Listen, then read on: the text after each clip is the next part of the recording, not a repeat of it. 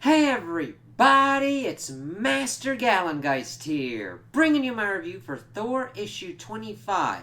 And I thought this was a pretty good issue.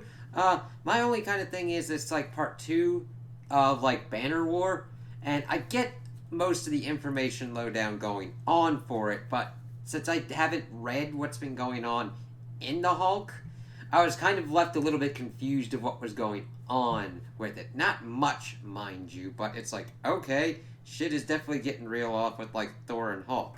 And then this is a bigger issue. It is $5.99, and I'm like, why is this $5.99?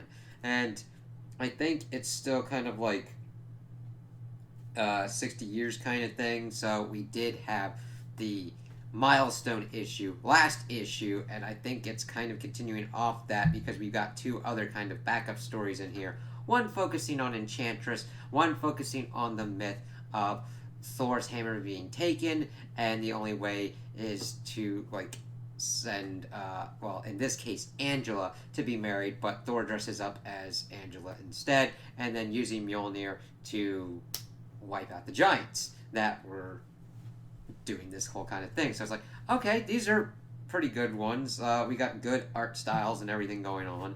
So let's kind of get into it because we start off and we're pretty much in Avengers Mountain and we've got like everybody assembled trying to figure out what the fuck's going on with like Banner and Thor as they're at the like let's see, the Black Hand of God, that arena that we had seen. And Tony loves the name and that it's like, okay, it's a celestial hand retrofitted for intergalactic blood sport. Reed is just like, okay, that's fucking terrifying. It's like, okay, it's kind of cool to see Reed being kind of okay. Now, granted, I don't know what the timeline is on this because this Reed still has his beard, whereas if we've been into the Fantastic Four issues, he's shaved it and is going to have his brain melted by Watcher information. Stay tuned for the next review on that. But they're talking about like how they figured out what was going on. Talking about like resources and stuff like that. And he's making fun. He's like, yeah, I had these satellites that were able to pick up this noise in space. And Tony's like, nah, I'm just fucking with you. Thor's ravens told me where they were. Ravens? What? And then you see Spidey feeding hot dogs to like ravens. It's like, alright, when do we get that kind of story? Like, seriously? If they just did like a one-off where Thor's like doing something else and then we just have Spidey like mucking about with the ravens for like an issue just for shits and giggles, that would be kind of a pretty interesting issue to kind of see. But we see that Steve is trying to see what's going on. Thor's already engaged. We need more intel. That there's an event in El Paso that happened as Captain Marvel's getting us to what's going on. And she's bringing up that they have to stop lying to themselves of what Bruce is capable of. It's like, what the fuck happened in El Paso? And Tony's like, yeah, I'm going to go fight him. And that he's not asking for Steve's permission. And evidently in Hulk 1, he had like issue 1, Hulk had attacked Tony at Wundagore. It's like, okay, that's kind of weird. And Tony's pretty much bringing up that he was going to kill me. He tried to kill me. And he's going to go kick his ass. It's like, alright, yeah, that sounds like a real Tony kind of thing to kind of do. And Steve's like, are you even here? He's like, I'm never at these meetings, Cap. Launch. And he launches himself in this giant fucking suit that we see later on in the issue. We then shift over and we begin pretty much in Bruce's head as Odin's pretty much fighting him. Bruce pretty much calling him a ghost and everything like that. Odin at first is going like, hey, I'm not a dude of size, but I think if I kill you, I'll pretty much bring the beast down. But he doesn't want to come to that, but he'll do it if he must. It's like, okay. I mean, we get our kind of classical Odin of, like, threatening violence. Like, I will kill you. I don't want to, but if it comes to that, I'm going to have to. And he's like, you're a ghost, and you're in my house. And then he starts utilizing his mind to kind of, like, fuck around with Odin, like, using these things to, like, get him under control. And then Thor kind of like goes up to Banner's like, hey, you in there and whatnot? And then we see that like Banner's like, I'm God in here, and then tells the computer to like initiate auto defenses because they kind of like separated themselves. I think the Hulk is, if I understand what's going on correctly, the Hulk is kind of like powering the kind of stuff, while Banner is kind of piloting him like a ship kind of thing, utilizing him kind of like that. We see him like grabbing Thor and blasting shit in his face, and of course Banner gets cocky, and Odin's like, hey, fuck off, dude, and pretty much gets him into like a kind of scenario where he starts choking him out, and Thor then headbutts Hulk to like kind of deal with what's kind of going on there. This then has Banner go unconscious for a bit, and then we see that he wakes up with Odin kind of behind as a bar kind of keep. He's like, I don't know what the fuck's going on. We're in your head, asshole. And then we start seeing what kind of was going on in El Paso. That evidently Bruce and the Hulk, after their whole kind of thing with the previous run and then coming into Kate's run, was trying to like go after some kind of monster. So we pretty much get the lowdown that they faced down the devil, walked away, they survived, they forgave each other, and they came to see the world in the new way, and they wanted to save it together. So we see him kind of like going to his computer. We see Hulk kind of like showing up in the screen there. And there are reports of like something killing people along the border. So they're going down to see what was going on that the monster never showed. And then somebody accidentally spilled beer on his computer.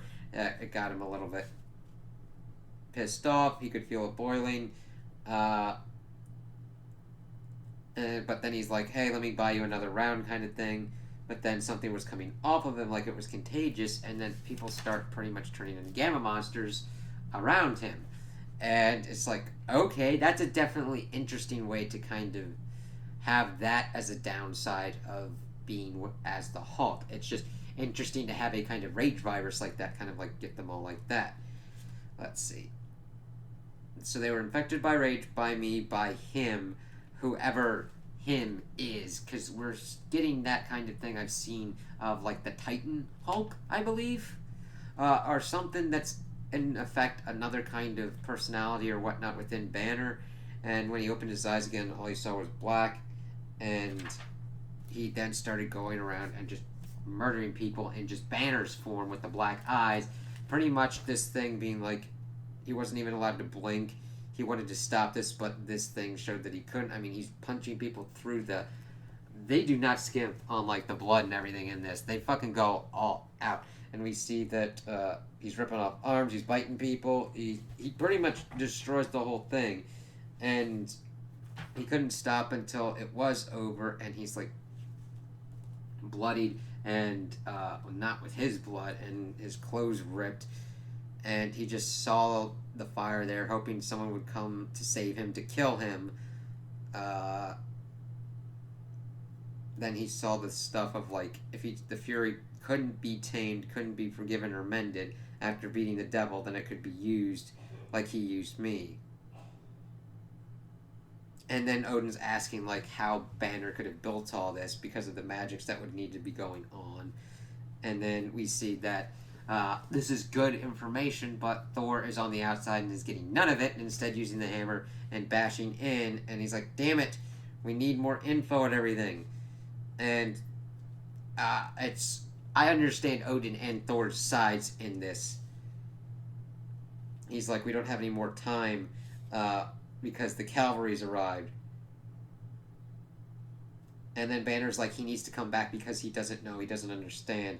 He doesn't know he's not in a simulation for the Hulk. And then we see that Tony has arrived, and he's like, I'm asking you to step out of the vehicle in his, like, celestial fucking armor, which is bad fucking ass. Like, that is some preem artwork there. And it's just, I wish I had more, like, I don't mind different kind of, like, event things going on, but when it's, like, different kind of titles and different kind of spread across all these different kind of like things going on, you get like one part in one book, you get a second part in another book.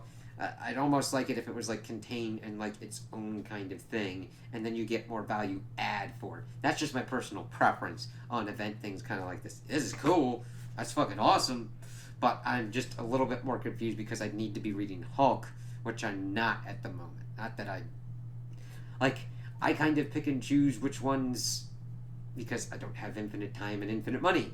Though if I did, I'd pretty much be reading a lot of that shit too. So we'll kind of see. So we'll see how this kind of shakes out in Thor's comics and where this will go from here. But I'm like, okay, that's kind of interesting. Then we push over and we see that the Enchantress is doing her story, and she's feeling kind of weary about what had happened with Scourge, and that he's pissed off about like her sister and everything like that. And Lorelai died because you failed her. You could have joined me and the honored dead in Valhalla, but vanity, fear, and avarice trumped over love.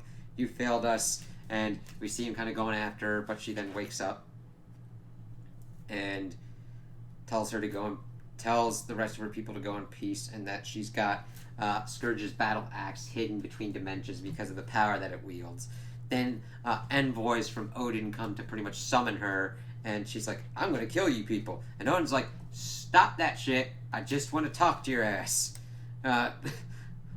Granted, I'm paraphrasing, but it's like, my loyal honor guard bears only an invitation. Just come and see. And then Enchantress is like, ooh, if I do this right, I can pretty much take control of Asgard for Odin. And Odin makes everybody leave, and then pretty much wants to talk to her by himself. And she's, of course, having her dreams of like, I'm going to take over Asgard. And he's like, what the fuck are you doing?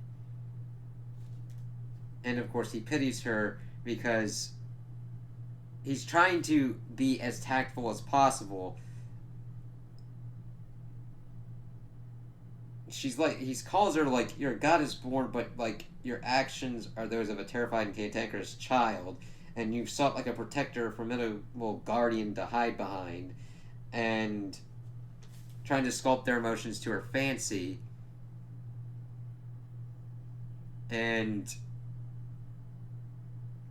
she can't any longer believe that anyone would bestow their love freely, happily, anxiously, but Lorelai and Scourge proved it so, and she failed them both, and she's sad about that.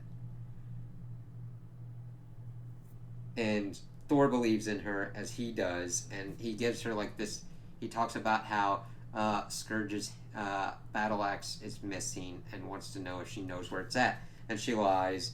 And of course Odin, it seems like he knows that she's lying, and that she just is going to do what she does, trying to do it her way.